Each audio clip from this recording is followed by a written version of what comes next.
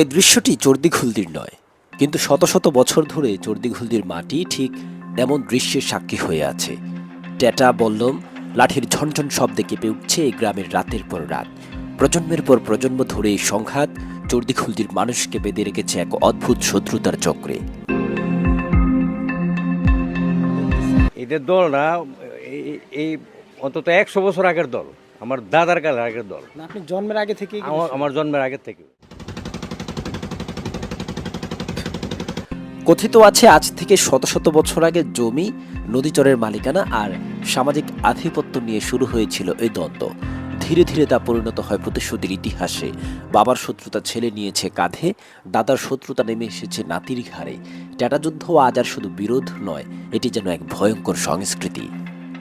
পাইতেছি না, শান্তিটা দেখতেছি না, কারণ আগে দেশ দলাদলি হয়েছে জমি জামা নিয়ে, এখন কোনো জমি জামা নিয়ে দলাদলি হয় না। এখন দলাদলি হয় বাহাদুরি বেড়াগিরি নিয়ে। আমি হাত নাড়া দিয়ে কথা কইলাম, আমি বেড়া, বাস আমার বিরুদ্ধে এগেনস্ট পার্টি যেটা আছে আমি খেতায় দেবো। 2 সেপ্টেম্বর 2025 রাত 11টার পর আবারও শুরু হলো সংঘর্ষ। 5 ঘন্টা ধরে চলল ট্যাটা বল্লমের লড়াই। 12 জন আহত, 70টি পরিবারের 2 শতাধিক মানুষ ঘর ছাড়া। আতঙ্কে শিশুদের রাত কেটেছে কান্নায়। ভোর হলেও শান্ত হয়নি পরিস্থিতি।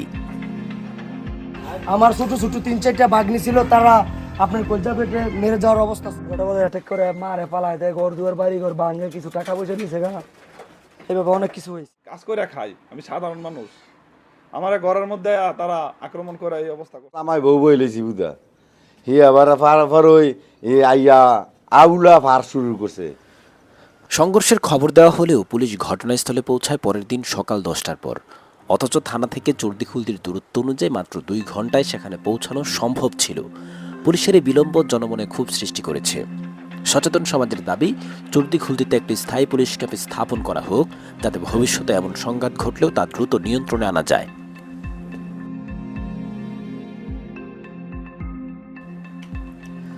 এ যুদ্ধ কেবল মানুষ মারে না, মারে স্বপ্ন।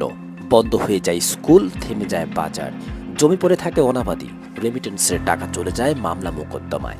প্রজন্মের পর প্রজন্ম এভাবেই পিছিয়ে পড়ে।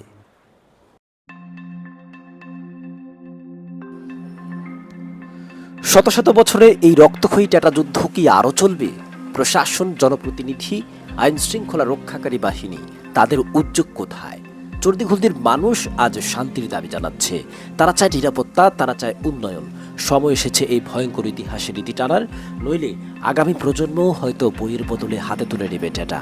চর্দিঘুলদির মানুষ শান্তি চায়। এবার কি এগিয়ে আসবে প্রশাসন? সংঘাত নয়, শান্তি চায় এই নদীপাড়ের চর্দিঘুলদির মানুষ।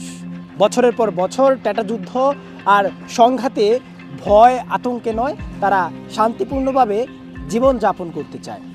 তবে রাজনৈতিক কোলাহল কিংবা বিভিন্ন সমস্যার কারণে তাদেরকে যে জড়িয়ে যাওয়া, সেই জড়িয়ে যাওয়া থেকে তারা রেহাই পাবে কি?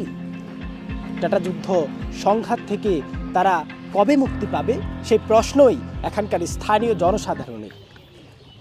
শাওন আহমেদ সাদ, চর্দিঘুলদি, মাধবদী, নরসিংদী।